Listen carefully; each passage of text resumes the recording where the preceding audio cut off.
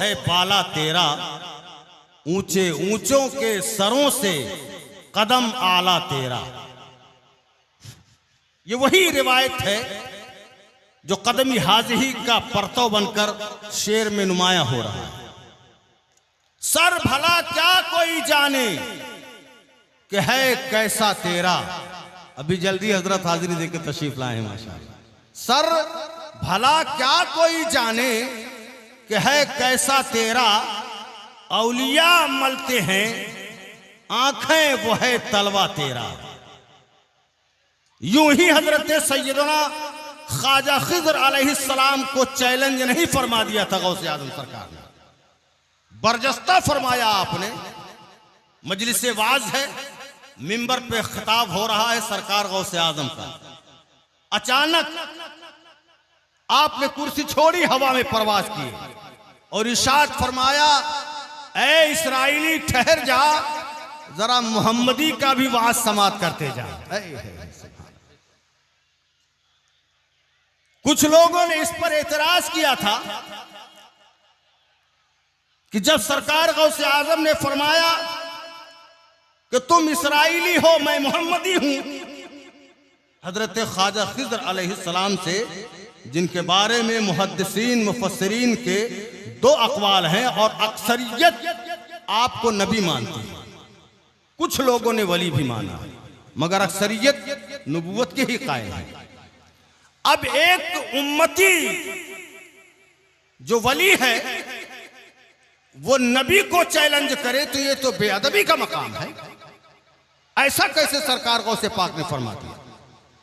तवज्जो चाहता हूं, मेरे गौसे आजम सरकार ने फरमाया था कि ओ इस्राइली आ, तू इस्राइली है, मैं मोहम्मदी हूं।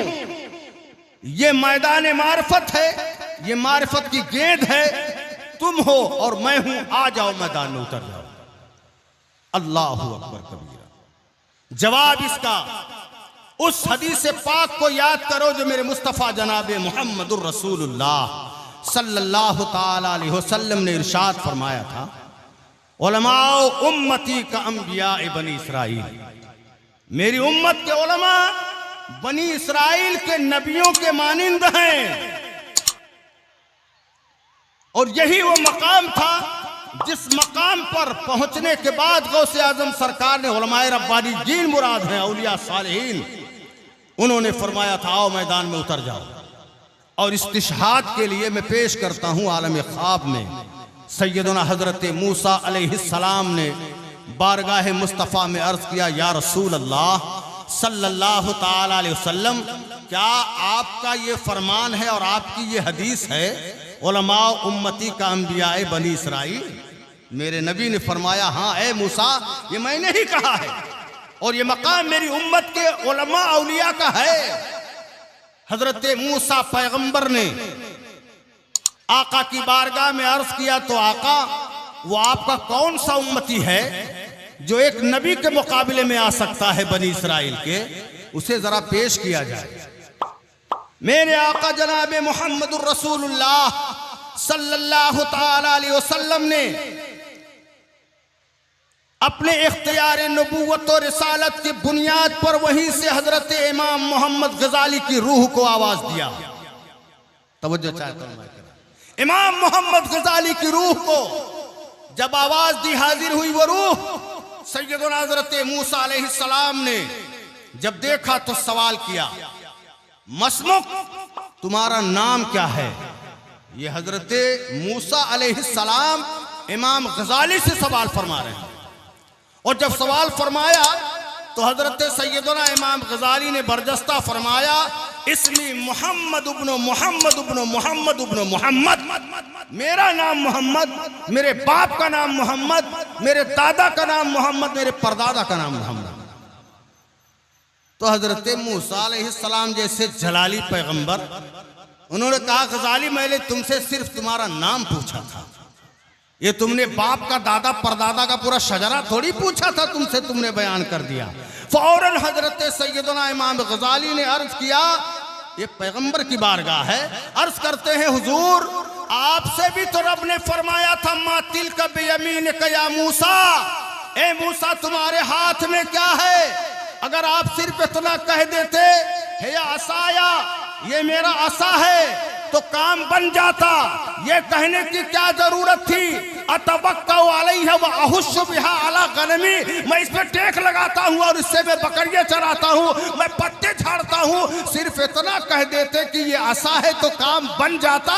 मेरे मुस्तफ़ा ने गजाली के कंधे पे हाथ रखा, गजाली खामोश हो जाओ, ये मकाम नबूवत है जिससे तुम गुफ्तगू कर रहे हो। ये मकाम था सैयदना हज़रत गौसे आज़म रज़ी अल्लाह ताला अन्हु का। तो इमाम गजाली जब उस मकाम पर फायज हैं तो सैयदना इमाम गजाली से तो ना जाने कितने दर्जे बुलंद हैं हुजूर गौसे आज़म सरकार रज़ी अल्लाह ताला अन्हु। इसीलिए सैयदना गौसे आज़म का के 3 अलकाब जो बहुत ज़्यादा मशहूर हैं वो है, एक मुहियुद्दीन, 11 अस्माए गौसे आजम जब किताबों में आप देखेंगे, या उसके अलावा उलमा ने और भी जो मरातिब के एतबार से बयान फरमाए हैं, जब भी उनमें से कोई नाम लिखा जाता है या पढ़ा जाता है तो सबसे पहले उस नाम के साथ मुहियुद्दीन जरूर लगाया जाता है। इसलिए कि हजरत ईसा पैगंबर ने मुर्दों को जिंदा किया था, वो मकाम रब ने उन्हें अता फरमाया, मगर मेरे गौसे आदम शेख अब्दुल कादिर जिलानी रज़ी अल्लाह ताला अन्हु ने नबी को दीन को जिंदा फरमाया था। वो कमजोर इंसान जो बैठा था, उठ नहीं पा रहा था, आपने सहारा दे के खड़ा किया, मुस्कुराने लगा, कहा कौन हो? कहा मैं तुम्हारे नबी का दीन हूँ, बड़ा कमजोर हो गया था मगर ए अब्दुल कादिर तुमने उठा के मुझे जिंदा कर दिया। सुभान अल्लाह। दूसरा लक़ब गौसुस सकलैन है, इंसानों के भी गौस हैं और जिन्नातों के भी गौस हैं शेख अब्दुल कादिर जिलानी रज़ी अल्लाह ताला, दुनिया जानती है।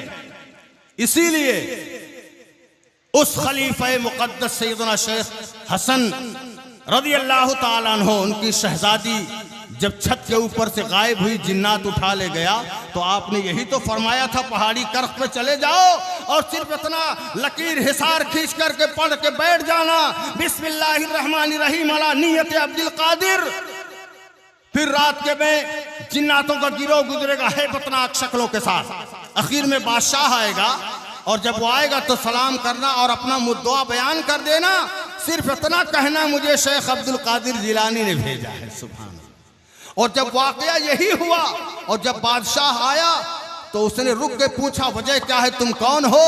तो उसने कहा था खलीफे अरशद ने कि मुझे शेख अब्दुल कादिर जिलानी ने भेजा है। सवारी से उतर गया, एहतरामन खड़ा हुआ, कहा क्या मामला है? फिर अपना वाकया बयान किया, फिर वो लड़की को मंगवाया और जालिम उस जिन्नात सरकश को कत्ल किया वगैरह वगैरह। उस दिन से आप फरमाते हैं मुझे ये नहीं मालूम था कि तुम अजिन्ना भी गौसे आजम के ताबेदार और फर्माबरदार हो। उन्होंने कहा हम में से हर सरकश जिन्नात और मुतीओ फर्माबरदार, हर जिन्नात पर गौसे आजम की हमेशा नजर रहती है। अल्लाह। उसी दौर के एक बुजुर्ग हैं, अजिन्ना को हाजिर करने का वजीफा पढ़ रहे हैं। एक बार पढ़ा, 2 बार पढ़ा, 3 बार पढ़ा और हाजिर नहीं हुआ जिन्ना। थोड़ी देर बाद जब कुछ देर के बाद वो हाजिर हुआ तो आपने फरमाया कि मैंने 3 बार तुझे बुलाने के लिए वजीफा पढ़ा है और तू था कहाँ, हाजिर क्यों नहीं हुआ? कहने लगा हुजूर मैं उस वक्त सैयदना शेख अब्दुल कादिर जिलानी गौसे आदम की मजलिसे वाज में था और इंसानों से ज्यादा हम जिन्नातों का मजमा वहां होता है।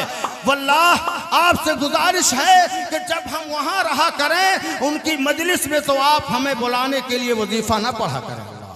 ये ताबेदारी है। वक्त नहीं है वरना तफसील और रखता। आखिरी बात अर्ज करता हूँ, मुलाज़ा फरमा ले। और मैं बगरज़ इस्लाह भी हजरत की बारगाह में ये अर्ज करता हूँ, समात फरमा के हुजूर मुकम्मल तौर पर इस्लाह फरमा दे। मैंने अपने मुताले के मुताबिक जो पढ़ा वो उसे बयान करना चाहता हूँ। शेख अब्दुल कादिर जिलानी का सबसे ज्यादा मशहूर और मारूफ लक़ब जो है वो है गौसे आजम। अरे बोलो यार, सब लोग जानते हैं क्या नाम है? गौसे आजम। गौस का माना होता है मदद फरमाने वाले और आजम अरबी का लफ्ज़ है दोनों। आजम का मतलब होता है बहुत बड़े। अरे अगर आजम का माना नहीं जानोगे, जिंदगी भर गांव वाले हमारे आजम बाबू की खिदमत करते रहे और वो सबको नवाजते रहे। सब बड़े थे तब न नवाजते रहे। सुभान अल्लाह। जब इस आजम का ये आलम है तो गौसे आजम का आलम क्या होगा। सुभान अल्लाह, माशाअल्लाह। तो हुजूर शेख अब्दुल कादिर जिलानी का एक लक़ब है गौसे आजम। लक़ब कोई ना कोई अता करता है। माँ बाप में से कोई अता कर दे, दादा परदादा में से किसी ने दे दिया हो, या पीरो मुर्शिद ने अता फरमाया हो। मैं पूछना यह चाहता हूं, ये गौसे आजम का लक़ब शेख अब्दुल कादिर जिलानी को क्या उनके बाप शेख अबू साले मूसा जंगी दोस्त ने दिया था? तारीख में कहीं पता नहीं है। तो क्या नाना जान हजरत अब्दुल्ला सोमई ने यह लक़ब अता फरमाया था? जवाब मिलेगा तारीख में कहीं पता नहीं है। तो क्या आपके पीरो मुर्शिद सैयदना शेख अबू सईद मखजूमी रदी अल्लाह ताला अन्हो ने ये लक़ब अता फरमाया था? जवाब मिलेगा कि ये लक़ब उनके पीर ने भी नहीं दिया। तो क्या हसन और हुसैन ने दिया था? इमाम हसन अस्करी ने दिया था? हजरत सैयदना मौला अली शेर खुदा मुश्किल कुशा रदी अल्लाह ताला अन्हो ने ये लक़ब अता फरमाया था? नहीं नहीं, तारीख ये बता रही है कि न तो हसन और हुसैन ने दिया, न तो पीरो मुर्शिद ने दिया, न मौला कायनात ने ये लक़ब अता फरमाया। और आखिर में देखना चाहता हूँ, कोई रिवायत ऐसी नहीं मिलती है कि जिस रिवायत में मेरे नबी ने कभी शेख अब्दुल कादिर जिलानी को गौसे आजम कहा हो और लक़ब अता फरमाया हो। यही नहीं पता चलता तो आखिर ये लक़ब अता किया किसने है? किसने ये लक़ब दिया है गौसे आजम? आइए, और कहीं नहीं जाता हूं, मैं खुद बारगाह गौसे आजम में सवाल करता हूं। एक रिसाला आपने तहरीर फरमाया है और उस रिसाले का नाम है अर्रिसालतुल इल्हामिया, जिसमें सरकार गौसे आजम की इल्हामी गुफ्तगू या कलाम कहा जाए, रब से जो कलाम इल्हामी हुआ है, उसमें सरकार गौसे आजम फरमाते हैं पूरे दावे के साथ मेरे पास वो किताब मौजूद है और मैं पूछता हूँ किताब का नाम है मज़हरे जमाले मुस्तफ़ाई, और उसमें मोतबर किताबों के हवाले से वो सारे रिसाले के अशार और उसके अल्फाज मौजूद हैं। मेरे गौसे आज़म फरमाते हैं कि मेरे रब ने 70 मरतबा मुझे या गौसल आज़म कह के पुकारा है। किसी और ने ये लक़ब नहीं अता फरमाया, बल्कि रब कदीर ने अपने महबूब के महबूब शेख अब्दुल कादिर जिलानी को गौसे आजम का लक़ब अता फरमाया। तो जब मेरे रब ने अपने बंदे गौसे आजम को अब्दुल कादिर जिलानी को गौसे आजम कहा सबसे बड़े मदद फरमाने वाले, तो फिर क्या हम क्यों नहीं कह सकते मेरा गौस भी मुश्किल कुशा है, मेरा मखदूम भी मुश्किल कुशा है, मेरे करीब नवाज भी मुश्किल कुशा है, मौला अली मुश्किल कुशा है, हसन और हुसैन मुश्किल कुशा है। इसीलिए औलिया किराम का मकाम व मर्तबा बहुत बुलंद बाला है। सरकार शेख अब्दुल कादिर जिलानी रज़ी अल्लाह ताला अन्हु का मकाम व मर्तबा बहुत बुलंद है। वाह क्या मर्तबा, ऐ गौस है बाला तेरा, ऊंचे ऊंचों के सरों से कदम आला तेरा। अस्तगफिरुल्लाह रब्बी मिन कुल्ली ज़ंबिन व अतूबु इलैहि व मा अलैना इल्लल बलागुल मुबीन। अस्सलाम वालेकुम। वालेकुम अस्सलाम। बिला ताखीर रियाज अहमद अशरफी।